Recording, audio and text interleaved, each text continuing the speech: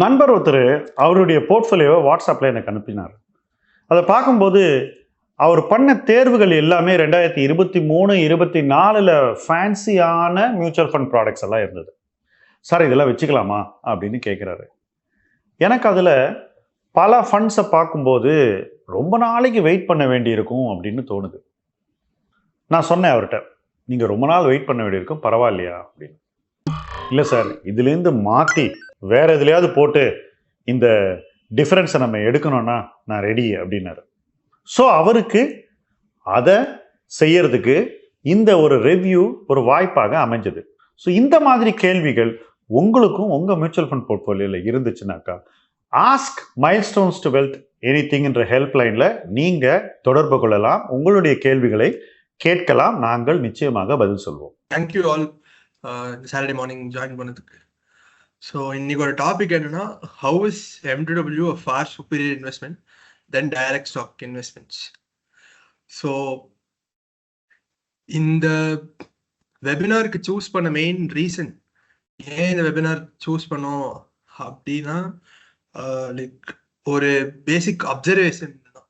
என்ன எங்கேருந்து அப்சர்வ் பண்ணுது அப்படின்னா, ஜென்ரலாக நம்ம கிளைண்ட்ஸ்க்கு வந்து போர்ட்ஃபோலியோ ரிவ்யூ பண்ணி தருதுங்கிறது ஒரு வழக்கம்.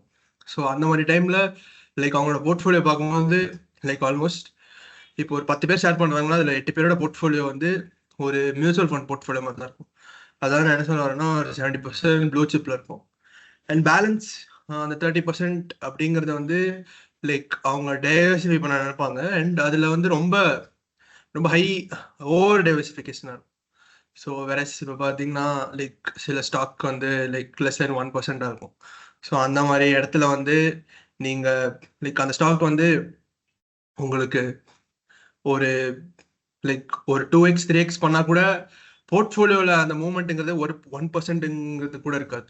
ஸோ பேசிக்காக இப்போ நீங்கள் டைரக்ட் ஸ்டாக் இன்வெஸ்ட்மெண்ட் அப்படின்னா வந்து லைக் ஒரு கான்சென்ட்ரேட்டடாக கொஞ்சம் டைவர்சிஃபைடாக லைக் உங்களுக்கு அதிக கன்விக்ஷன் இருக்கிற இடத்துல நீங்கள் ஒரு good out sized position size எடுத்திருக்கும்.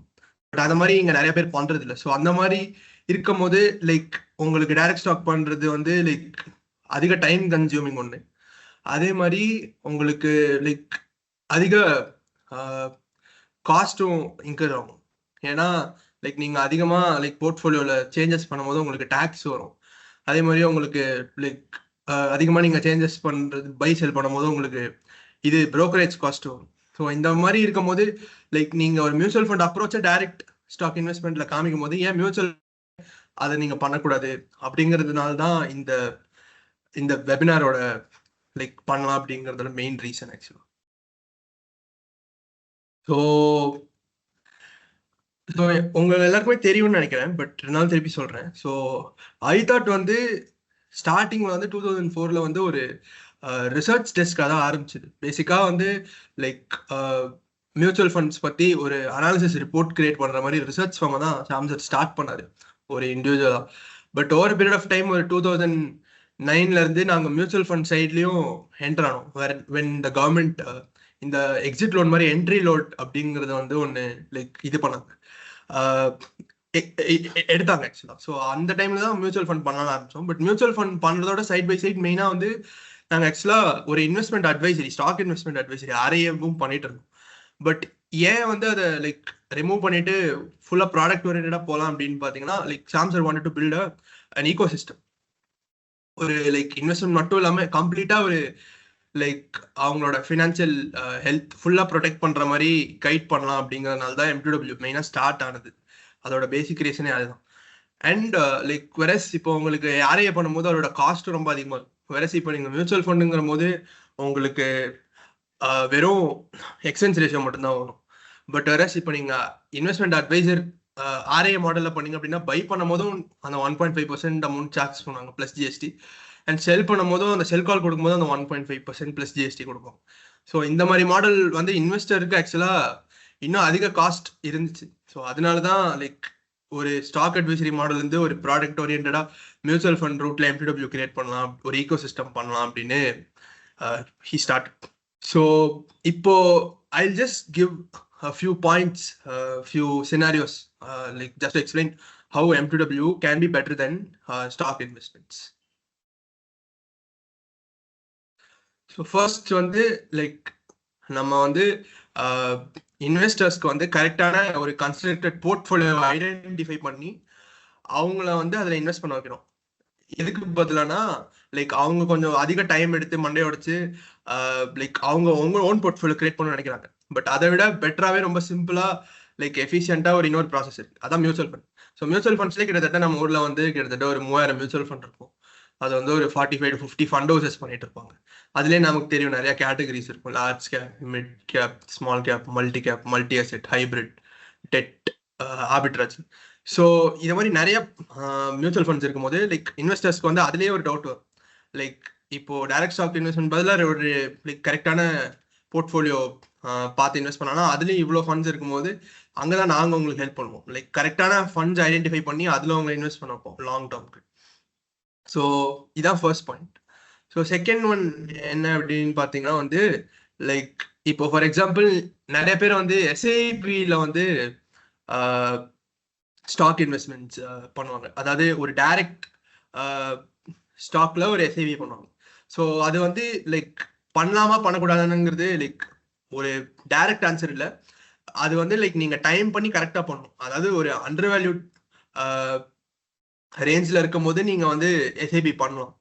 பட் வெரஸ் நீங்க வந்து லைக் ஜஸ்ட் பிகாஸ் அந்த ஸ்டாக்ல ஒரு எமோஷனல் அட்டாச்மெண்டோட லைக் அது ஆல் டைம் ஹை போனதுக்கு அப்புறமும் லைக் அதோட லைக் எப்படி சொல்றது வேல்யூஷன்ஸ் ரொம்ப ஓவர் வேல்யூட் ஆனதுக்கு அப்புறமும் நீங்க அது எஸ்ஐபி பண்றதுக்கு கரெக்டான அப்ரோச்சா இருக்காது. ஈவன் தோ லைக் இப்போ சில பேருக்கு லைக் நிறைய பர்சன்டேஜ் ஆஃப் ஷேர்ஸ் ஹோல்ட் பண்ணும் அப்படின்னு இருக்கும் இல்லையா, அப்படின்னா கூட லைக் நீங்க அந்த மாதிரி ரூட் ஒர்க் அவுட் ஆகுது. வேற இப்போ நீங்க மியூச்சுவல் ஃபண்ட் சைட்ல எஸ்ஐபி பண்றீங்க அப்படின்னா அந்த எஸ்ஐபி அமௌண்ட் வந்து அந்த ஃபண்ட் மேனேஜர் வந்து லைக் என்னென்ன வாங்கணும் அப்படின்னு டே டு டே பேசிஸ்ல அவர் டிசைட் பண்ணுவார் எந்த இடத்துல சேனலைஸ் பண்ணுவார் அப்படின்னு. ஸோ இதுதான் லைக் இப்போ நீங்க டைரக்ட் ஸ்டாக் எஸ்ஐபி பண்றதுக்கும் மியூச்சுவல் ஃபண்ட் எஸ்ஐபி பண்றதுக்கும் உள்ள டிஃபரன்ஸ் அண்ட் அட்வான்டேஜ். அண்ட் இதான் மெயின் பாயிண்ட் ஆக்சுவலா.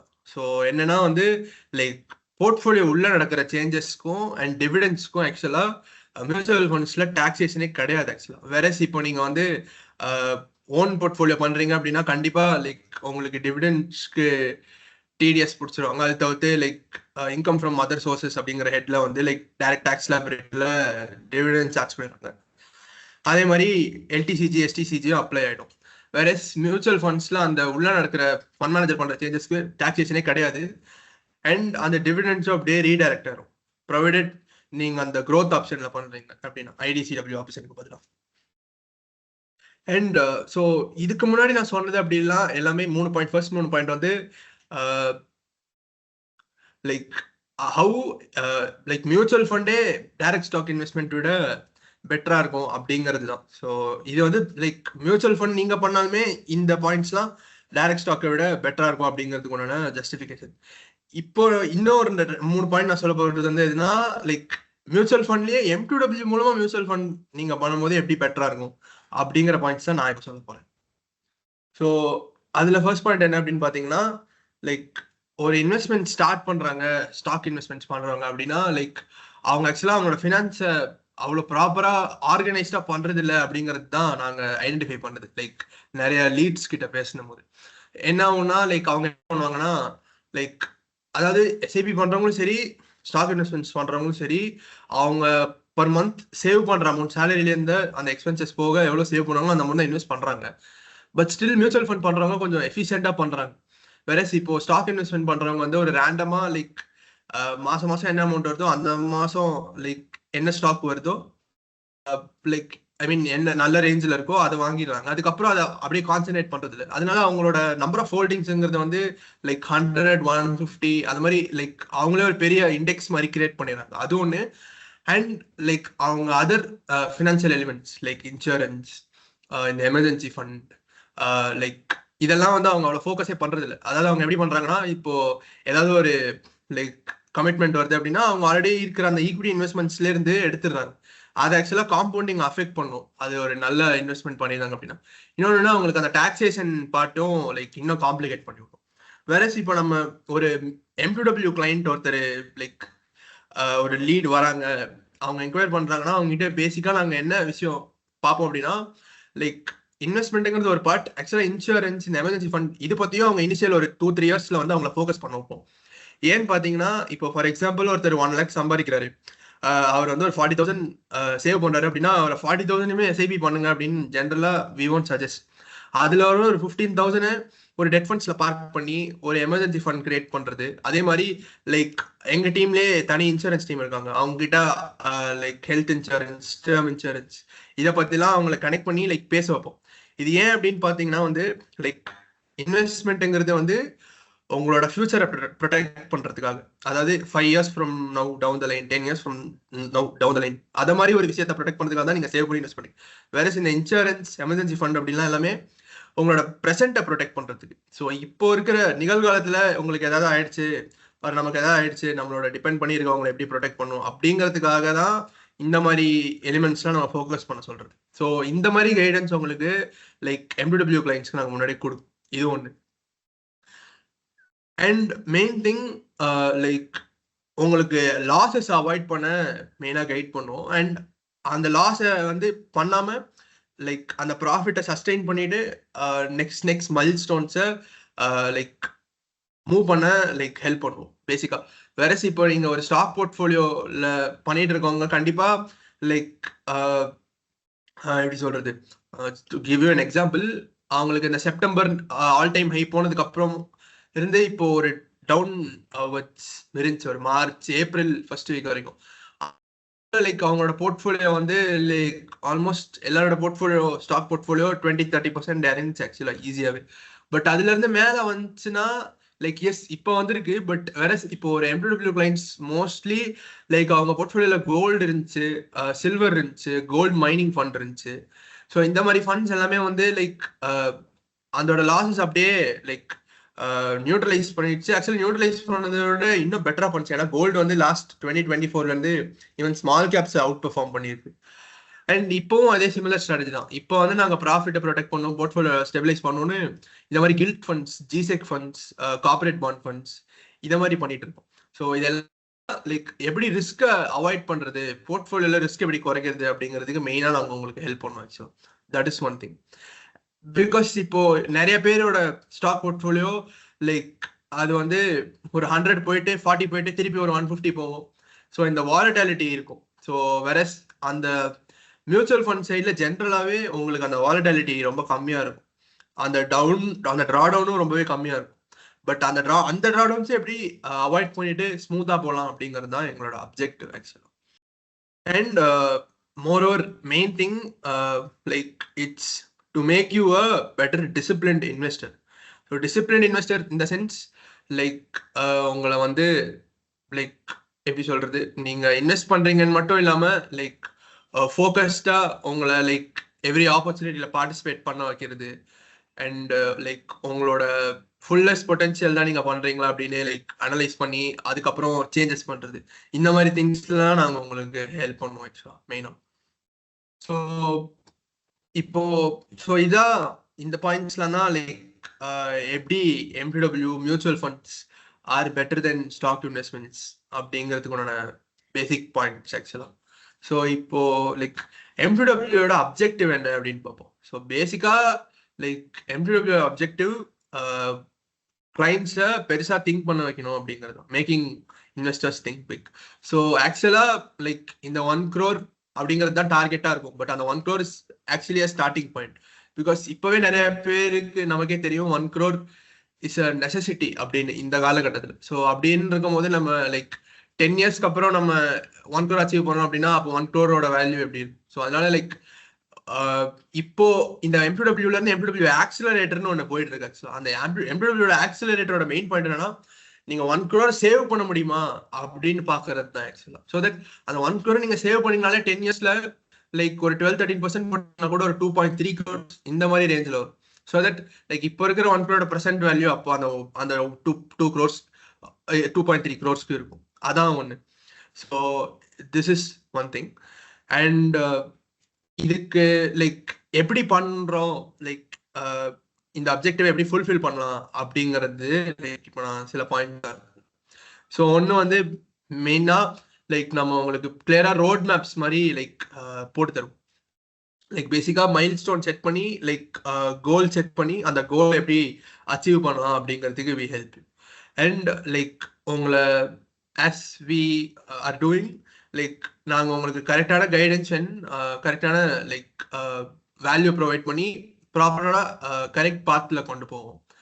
அண்ட் மெயினாக like we make the investors to invest அவங்களோட ஃபுல் பொட்டென்ஷியல், அதாவது லைக் அவங்களோட கரெக்டான ஒரு சக்திக்கு பண்றாங்களா அப்படின்னு லைக் அவங்கள இன்வெஸ்ட் பண்ண வைப்போம் செக் பண்ணி. ஸோ அது எப்படி பண்ணுவோம் அப்படின்னு பார்த்தீங்கன்னா, இப்போ நீங்க அந்த ஆன்போர்டிங் ஃபார்மே ஃபில் பண்ணும்போது அந்த ஹெச்எல்வி அப்படின்னு ஒன்று இருக்கும், அதாவது அந்த ரிஸ்க் ப்ரொஃபைலிங் டெஸ்ட்க்கு அப்புறம். ஸோ அதுலேயே வந்து லைக் உங்ககிட்ட லைக் உங்களோட இன்கம் என்ன, இன்சூரன்ஸ் ப்ரீமியம் எவ்வளோ பே பண்ணுறீங்க, லோன் எவ்வளோ போகுது, லைக் எக்ஸ்பென்சஸ் என்ன, சேவிங்ஸ் என்ன, இதெல்லாம் கேட்போம். ஸோ இது பார்க்கும்போது லைக் உங்களோட கேஷ் ஃப்ளோ எப்படி இருக்கு, உங்களால எவ்வளோ சேவ் பண்ண முடியும், இது ஹெல்தி சேவிங்ஸ் ரேட்டா, ஸோ இதுல எங்கெங்க லைக் சில இதெல்லாம் கட் பண்ணலாம், சேஞ்ச் பண்ணலாம் அப்படின்னு அந்த கைடன்ஸ் மாதிரி கொடுத்துட்டு தென் வி லைக் யூனோ இது பண்ணுவோம், லைக் வேற எப்படி இது பண்ண சேஞ்ச் பண்ணி ஸ்டெப் அப் பண்ணலாமா, ஒரு வேற ஏதாவது எக்ஸ்பென்சஸ் குறைக்க முடியுமா அப்படின்னு பார்த்துட்டு வி ஹெல்ப் யூ. அது ஒன்று. அண்ட் இன்னும் ஒரு லைக் 25 lakhs ஒரு 50 lakhs இந்த ரேஞ்சில் உங்களோட மைல் ஸ்டோன் கிராஸ் பண்ணிட்டீங்க அப்படின்னா லைக் நாங்கள் என்ன பண்ணுவோம்னா வந்து ஒரு வெல்த் மேப்பிங் மாதிரி பண்ணுவோம். வெல்த் மேப்பிங் இந்த சென்ஸ் ஒரு எக்ஸல் ஷீட் மாதிரி அனுப்புவோம். அது கொஞ்சம் காம்ப்ரிஹென்சிவ் எக்ஸல் ஷீட் தான். ஸோ அதில் உங்களோட full like assets, liabilities, cash flows, loans, insurance, எல்லாமே கோல்ஸ், இது எல்லாமே அண்டர்ஸ்டாண்ட் பண்ணிக்கிறதுக்கு உங்களோட வேல்யூ ப்ரொவைட் பண்ண சொல்லுவோம். இதை வச்சுட்டு இன்னும் பெட்டரா லைக் ஏதாவது எப்படி அசெட்ஸை வந்து சேனலைஸ் பண்ணலாமா, இங்க இருந்து இன்னும் ப்ரோக்ரெசிவா ஃபாஸ்டரா ரீச் பண்றதுக்கு அப்படின்னு ஹெல்ப் பண்ணுவோம். அது ஒன்று. And main thing is make you invest in every fund. So ஜென்ரலா வந்து ஒரு ஒரு ஃபினான்ஷியல் இயர்ல அப்படின்னு பாத்தீங்கன்னா ஒரு 40 to 45 days உங்களுக்கு வந்து அந்த ட்ராடவுன் டேஸா இருக்கும். அட்லீஸ்ட் ஒரு 2-3% கீழே இருக்கும். இந்த மாதிரி டேஸ்ல உங்களை வந்து இன்வெஸ்ட் பண்ண வைப்போம். ஸோ அதில் நீங்கள் பார்ட்டிசிபேட் பண்ணணுங்கிறது தான் எங்களோட மெயின் அப்ஜெக்டிவ். ஸோ அந்த மாதிரி டேஸில் நீங்கள் பார்ட்டிசிபேட், அதாவது irrespective of what amount you give, நீங்கள் அதை பார்ட்டிசிபேட் பண்ணாலே you can see huge difference in the portfolio returns. That is one thing. And இந்த மாதிரி நீங்கள் பண்ணும்போது நீங்கள் ப்ராப்பராக வெறும் எஸ்ஐபி பண்ணுறதை விட உங்களோட போர்ட்ஃபோலியோ சைஸும் ஃபாஸ்டராக க்ரோ ஆகும். அது நீங்கள் நோட்டீஸ் பண்ணாமே நீங்கள் என்னைக்காவது ஒரு நாள் பார்க்கும்போது லைக் இவ்வளோ பண்ணிட்டோமா, நானே எதிர்பார்க்கல அப்படின்னு நிறைய பேர் சொல்லியிருக்காங்க. ஆக்சுவலாக அது நடந்திருக்கு ஆக்சுவலா. அண்ட் நான் சொன்ன மாதிரி தான். ஸோ இது மாதிரி நீங்கள் பண்ணாலே உங்களோட போர்ட்ஃபோலியோ சைஸ் ஸ்கேல் அப் ஆகும் இப்படி நாங்கள் பண்ணுறதுனால. And main thing is we help you to stay invested through a long period of time. இப்போ நிறைய பேர் சொல்றாங்கல்ல, இப்போ டிஎஸ்பி கூட அன்னைக்கு லைக் ஒரு டேட்டா பப்ளிஷ் பண்ணியிருந்தாங்க. அவங்களோட ஒரு ஃபண்ட்ல வந்து ஆல்மோஸ்ட் கிட்டத்தட்ட வந்து 25 years ஸ்டார்ட் பண்ணி ஆகுது. லைக் அது ஆக்சுவலா ஒரு ரொம்பவே ஒரு மணி பேக்கர் அடிச்சிருச்சு அந்த ஃபண்டே. பட் ஆனால் ஆல்மோஸ்ட் கிட்டத்தட்ட 25 to 30 இன்வெஸ்டர்ஸ் தான் மொத்தமாகவே இந்த ஃபுல் பீரியட்ல லைக் அந்த 25 yearsமே இன்வெஸ்ட் பண்ணியிருந்திருக்காங்க. ஸோ இப்போ நம்ம என்ன ஃபண்ட்ல பண்றோம் அப்படிங்கிறது லைக் ஒரு இம்பார்ட்டன்ட் திங் தான். பட் அந்த கரெக்டான ஃபண்டை ஐடென்டிஃபை பண்ணிட்டு அதுல லைக் எவ்வளோ நம்ம லைக் எப்படி சொல்றது, ரொம்ப வருஷம் நினைச்சு அந்த ஃபண்ட்லேயே இன்வெஸ்ட் பண்ணணுமோ அப்போதான் அந்த பவர் காம்பவுண்டிங் அப்படிங்கிறது நடக்கும் ஆக்சுவல். ஸோ அதுல வந்து மெயினா நாங்கள் உங்களுக்கு ஹெல்ப் பண்ணுவோம். பிகாஸ் நம்ம இப்போ உங்களோட போர்ட்ஃபோலியோ எடுத்துக்கிட்டீங்கன்னா போர்ட்ஃபோலியோல ஈக்விட்டியில பாதி வந்து உங்களுக்கு லார்ஜ் கேப்ஸ் தான் இருக்கும். லார்ஜ் கேப்ஸை நாங்கள் ஃபோக்கஸ்டு இருக்கும். ஸோ இந்த மாதிரி கேட்டகரிஸை லைக் நாம டச் பண்ண மாட்டோம் ரொம்ப நாளைக்கு. இந்த காம்ப்ளிமெண்ட்டாக இந்த செக்டர்ஸ் பண்ணுறோம்ல, ஸோ இந்த செக்டர்ஸ் தான் ஒன்ஸ் இன் எவ்ரி சைக்கிள் இது சேஞ்ச் ஆகும். ஏன்னா சைக்கிளிக்கல் செக்டர்ஸ் எல்லாமே. ஸோ அந்த சைக்கிளிக்கல் லோஸ்ல என்டர் ஆகிட்டு சைக்கிளிக்கல் ஹைஸ்ல எக்ஸிட் ஆயிரும். ஸோ செக்டர்ஸ் தான் உங்களோட ரிட்டர்ன்ஸை பூஸ்ட் பண்ணுறதுக்கு நாங்கள் ப்ளே பண்ணுற ஸ்ட்ராட்டஜி. வேற இப்போ நிறைய பேர் வந்து ஸ்மால் கேப்ல பண்ணி அந்த ரிட்டர்ன்ஸை பூஸ்ட் பண்ணணுவாங்க. நாங்கள் ஸ்மால் கேப்ல ஒரு ஆல்டர்னேட்டிவா செக்டரல் திமேட்டிக் இன்வெஸ்ட்மெண்ட்ஸ் பண்ணிட்டு இருக்கோம். இதுதான். And keeping you ready as the opportunity comes. So ஜென்ரலாகவே இப்போ நம்ம மந்த்லி கால் பேசும்போது இந்த இடத்துல ஆப்பர்ச்சுனிட்டிஸ் இருக்கு உங்ககிட்ட, இப்போ லைக் லிக்விடிட்டி இல்லைனாலும் நீங்க அரேஞ்ச் பண்ணி வச்சுக்கலாம் அப்படின்னு நாங்கள் ஜென்ரலாக சொல்லுவோம். ஸோ இந்த மாதிரி இதில் நீங்க அரேஞ்ச் பண்ணி வச்சுக்கிட்டீங்க அப்படின்னா நெக்ஸ்ட் ஆப்பர்ச்சுனிட்டி வரும்போது நீங்க பார்ட்டிசிபேட் பண்ணலாம். ஸோ இதெல்லாம் தான் எப்படி வந்து ஒரு இன்வெஸ்டர்ஸ் அந்த MWல இருக்கிற கோல் அச்சீவ் பண்ணணும். அதுக்கு நாங்க ஃபாலோ பண்ற ஸ்டெப்ஸ். ஸோ இது result. So result is wealth creation with a peace of mind. So இந்த ஜேர்னியை நம்ம எவ்வளோக்கு எவ்வளோ ஃபாஸ்ட்டாக பண்ணணும், எஃபிஷியண்டாக பண்ணணும், அதே மாதிரி ஸ்மூத்தாக பண்ணணும். இதுதான் பேசிக் அப்ஜெக்டிவ்